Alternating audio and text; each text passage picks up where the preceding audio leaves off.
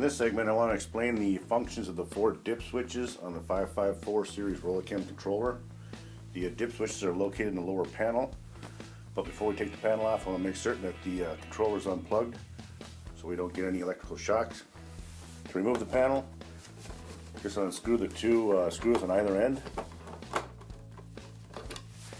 and remove the panel. Now the dip switches are located in the left hand side, and it's the blue block right here, and they're labeled 1 through 4.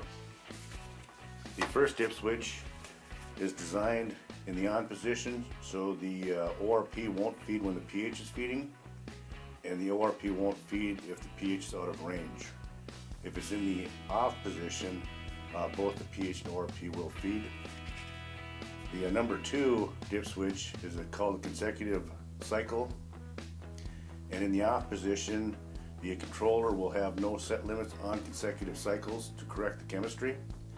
But if it's in the on position, the factory default is 10 cycles. So if the ORP tried to feed 10 cycles and couldn't correct the chemistry, the ORP will start to flash.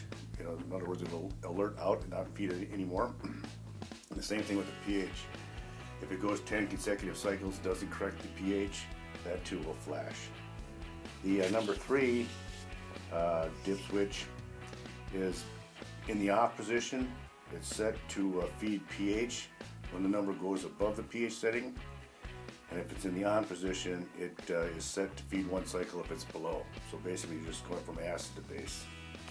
And the number 4 dip switch, if it's in the on position, what it does is it renders all the keypads useless. So the number 4 dip switch, in the off position, you can use all the keys on the keypad itself, but if you want to isolate it so nobody can change your settings, you can turn that to the on position and it renders the keypad useless. We hope this maintenance made easy video helped you. Should you have additional questions, please visit our website for additional videos or contact your local Rola-Chem products dealer or call us at Rola-Chem customer service.